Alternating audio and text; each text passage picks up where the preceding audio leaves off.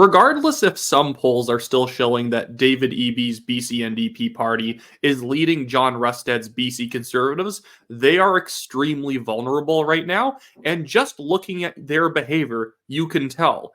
If this was going to be an easy cruise to victory for the BC NDP, they wouldn't be announcing as much stuff as they are right now or trying to contradict their previous positions on the policies. They know that they've alienated the average middle class BC voter in favor of crazy progressive people, and now they're trying to seem less hippie-ish and then coming back to talking sensibly about finances, drugs, and all of these other things. But they're political fraudsters. People should not believe them, and I'm going to get into that in just a second here. The thing I first want to acknowledge is just how pathetic the merger talks between the BC Conservatives and BC United were. And when I say pathetic, I mean to say fake, because the pro-NDP media was ballyhooing the idea that there was talks between the BC Conservatives and BC United. And they were trying to stress out the BC Conservatives to thinking, if you don't merge, if you don't let Kevin Falcon and his morons into your party, you're going to lose. When that is the exact thing that you would do if you actually did want to lose. You would let all the people who drove the BC United / Liberal Party into the floor into the new party that people actually like. They like their positions on issues, and they like how firmly that they will talk about them. So letting in United would have been stupid. That was David Eby's big ploy, have the media create a big talking point firestorm around that the Conservatives and United are in talks when they really never were, and that they need to combine if they want to beat Eby, even though all of us love Eby and we don't want you to beat him. But do what we say, because that will totally let you guys win, even though every merger around the country usually ends up benefiting the opposition in the long run. It's what happened in Alberta. Right now, the United, we're just having a big, like the United Conservative Party in Alberta. There's still fights going on between more principled Wild Rose people in the party and the PCs, and it's held back real change and reform from being made. But anyways, I want to dive in to some of these just sort of like social media posts from NDP politicians, including David Eby himself, and read their website, and you will understand the desperation that these people are under. They might be ahead in the polls, but that lead, like it has been for the past year, has been deteriorating, and nobody trusts them on the issues. So let's go first to David Eby himself. He posted this just 20 hours ago. He said, when somebody is critically ill or injured, they need the fastest and best care possible. That's why we're deploying a brand new fleet of air ambulances so patients in BC can get swift care no matter where they are. You mean slow care no matter where they are, because regardless if they get picked up by one of these air buses, guess what? You forced all of the unvaccinated nurses and doctors out of the system. You are a complete fraud. Pretending that he is doing anything to actually help the situation would be to label yourself a very gullible individual. David Eby does not actually care about getting the healthcare system sped up. If he did, he'd get rid of Bonnie Henry and he would reinstate all of the old nurses and doctors. Frankly, a lot of them have either left the United States or Alberta or another province where it's easier to work as a nurse or doctor. And even if he reverses himself at this point, a lot of the damage is going to be already done. And again, like we see with David Eby announcing that actually we're going to ban drug use in parks. He's trying to mimic to middle-class BC voters. No, guys, I'm not a radical crazy hippie. He is. I'm trying to tell people not to smoke meth and crack in public parks, except he's never enforced any illegal camping orders in his entire life, and he's not actually reversing decriminalization. He's just saying don't smoke crack in specific tiny areas, and even then it's just more of a suggestion. This is David Eby's new gambit. Pretend that he hasn't held all the positions that he's held over the past few years. But now, here is David Eby's NDP henchman out there in Vancouver West End, the MLA for Vancouver West End, trying to take a stance against anti-Semitism. Spencer Chandra Hubert says, hate has no place in BC. I stand with BC's Jewish community. No one should ever be targeted because of their faith or at their place of worship. That's weird because you guys kicked out a BC NDP minister from her job, and I believe she might not even be part of the party anymore because she was Jewish and doesn't hate Israel.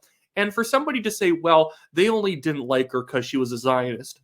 please stop talking. Because every single time these people see a Jewish person, they just assume that they're super pro Israel and then attack them for it preemptively. And on top of that, that's pretty disgusting that you can't like the only democracy in the Middle East, and that makes you a bad person worth the NDP activist class attacking for having said that Israel did a lot of good things for the area when Jewish people started building cities like Tel Aviv in the area.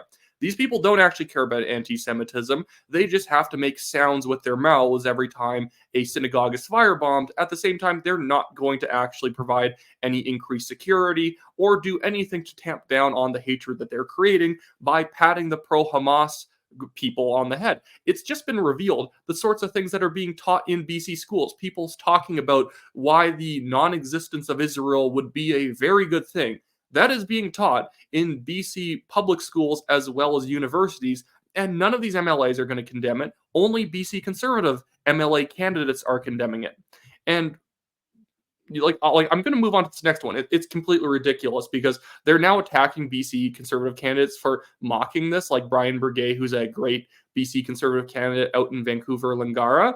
So Spencer Chandra Hubert also posted this today. And while this doesn't really seem like much, I just wanted to use this to highlight just how aesthetic so many of the NDP's policy positions and beliefs are. He posted, "I love this truck," pointing to a fire truck with the Pride Progress flag on it. And I guess this is supposed to be a symbol of how tolerant the NDP is, that he likes this. And Brian Burgay is a very nasty man, even though he is a social liberal. I know, Brian, we don't agree on everything. And but he's a social liberal, but he didn't like this truck. And you had NDP activists then attacking him for making that comment because, well, don't you like tolerance? Don't you like diversity? No. This stuff that the BC NDP government has been encouraging is obviously politically divisive. It is stumping for hyper-progressive socialist type policy stances, type censorship programs, type diversity, which is really just hiring ideological leftists. But why I wanted to talk about that was so much of the NDP's rhetoric and sort of imagistics over the past year have gone away from any sense of professionalism and just towards progressive activism. Outside of them making posts and doing things to try and pretend that they understand the middle class at all, this is really what represents the NDP. Yes, there might be needles all over the man's, all over Spencer's riding. Vancouver might have addicts all over it. It might be in a completely unaffordable city. It might be a place where it's hard to find a doctor. It might be a place where you are now considering moving to a different province because they are taxing you to death. But don't worry, guys. There are pride flags on the fire trucks. Completely ridiculous. And they're trying to go after now the BC Conservative Party as like homophobic. Like they just had, what's her name? I just want to go look at it. Eleanor Sturko joined the BC Conservative Party, an openly gay woman. So I don't think that the BC Conservative Party is exactly homophobic in any way. But I'll move on to yet another BC NDP post. This one done by, sometimes I can't see the names because my recording button cuts it off here. This one posted by Bob Dieth from the BC NDP, ballyhooing the new action plan that the BC NDP is coming out with. And this post reads, "Our David Eby NDP government has taken action to help people with costs, improving services and building needed infrastructure. Now is the time to invest in BC, not cut funding like Kevin Falcon and John Rusted's parties would do." Why is it now time to invest? You guys have been in government for several years now, since 2016, but now is the time to invest. You guys have had all the opportunities to make it a more affordable province to live in, and you failed at every single step along the way. And I'm just read the plan here. It's just handouts. It's just handouts. They are literally copying Justin Trudeau's desperate plan from the Liberal Party federally, and what they're doing is just increasing benefits, starting new entitlement programs, and now they are going to campaign on John Rusted and the BC Conservatives taking them away. You have a minimum wage increase. They have tax reductions for lower middle class families. They have like all these other family benefit programs, getting rid of tolls, doing all this stuff at the same time that BC is exploding in its debt, like to GDP ratio. Right now, I'm just going to read this off here, that at the moment, Their debt to GDP ratio is 14.9%. Their debt right now as a province is 14.9% of the BC economy every single year. And based on the new based on the new budget that they're releasing for 2024-2025, it is likely going to jump to 22.5% in just a couple of years. That's insane that basically a full third of the debt is now going to be generated in a year or so. The deficit in this new budget is doubling in size compared to last year. They are running a handout election campaign where they are going to promise you things that they can't deliver, and it's going to make the province worse. And then they're going to point to John Rest and said, see, he's mean for actually wanting to take the public finance issues seriously. By trying to actually cut wasteful spending, he doesn't care about you as much as we do, even though your life has gotten significantly worse as the NDP have been running the province. Taxes have gotten worse. Drugs have gotten worse. Affordability is horrible. Wait times in hospitals are now the worst in all of the country. I live in Alberta, where we used to be the worst. Thank you for taking that title off our hands. Now you're easily the slowest for any operations that require meetings with your GP and specialists. You guys are now the worst because of David Eby and the NDP being so progressive that they don't want unvaccinated people working for them because that's icky. So now maybe there's this one more thing I want to highlight here. I don't want to make these videos drag on too long, but David Eby, because he's so desperate, is now trying to go for this homophobia attack on the BC Conservatives. David Eby in this post right here says, I've called out John Rested for his party's homophobia. He thinks that the same thing as his candidate calling gay people perverts, degenerates, and groomers. He's wrong. British Columbians don't tolerate hate. That candidate who said those things has already stepped down voluntarily because he had acknowledged that it was harsh language, it wasn't right, it was not calibrated, he never wanted to be a candidate, so it's people being edgy online. And they never forced him out, he just left. But now they're going to call the party who has a new openly gay MLA who crossed the floor to them, that these people are the hateful ones. And you can even tell in this podcast, and this guy's pretty good, that they're trying to drill in on the BC Conservatives. They're trying to hurt them through bad press. It was about an individual. It wasn't a branding of but using slurs is offensive to the entire community, isn't it? Well, David Eby's used lots of slurs against me too. So what's the difference? What has he said to be a slur? Well, I would think just many of the comments he had, particularly even comments. He actually has. I'm not sure why this guy's feigning ignorance. He's called the BC Conservative Party and John Rested far-right, extremists. He's calling them homophobic for no reason because a single candidate posted, edgelord type stuff a few years ago. How is this at all fair? And this guy's acting like, well, what could be worse than one candidate who's already gone saying bad things? People shouldn't even vote for you, even though an openly gay MLA just joined your caucus.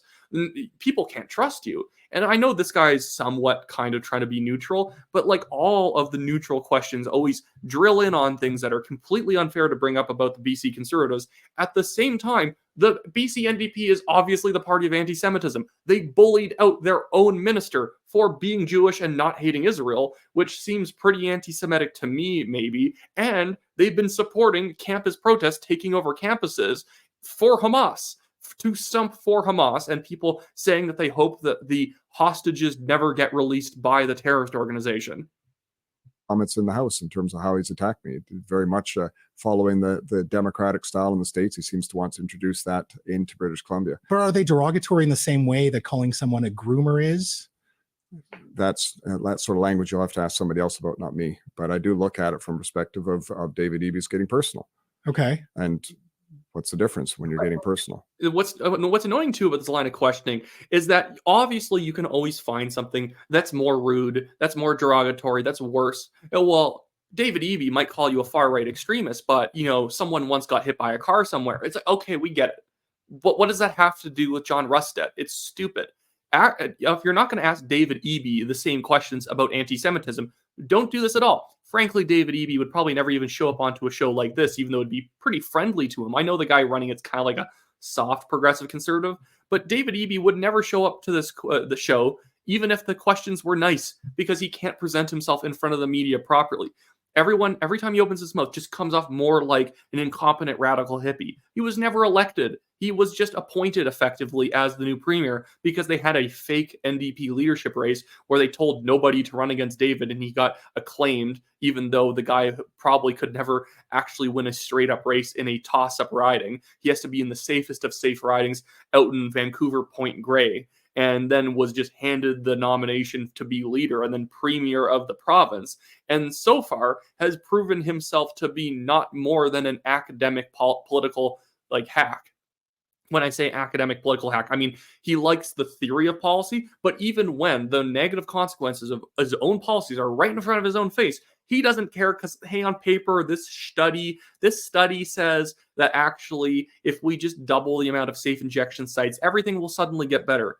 And that's not how it works. I don't know why that has to be pointed out to anyone, but in David Eby's British Columbia, apparently you have to point it out to most of the politicians currently sitting in the legislature.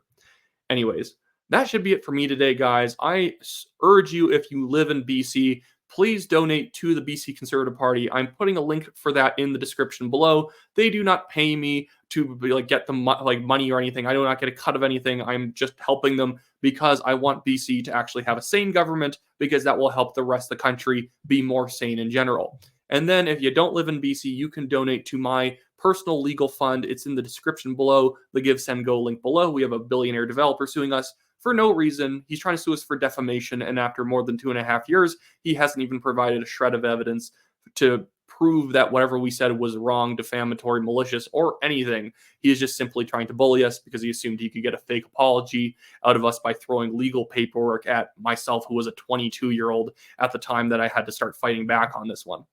Anyways, that should be it for me today, guys. Have a good one.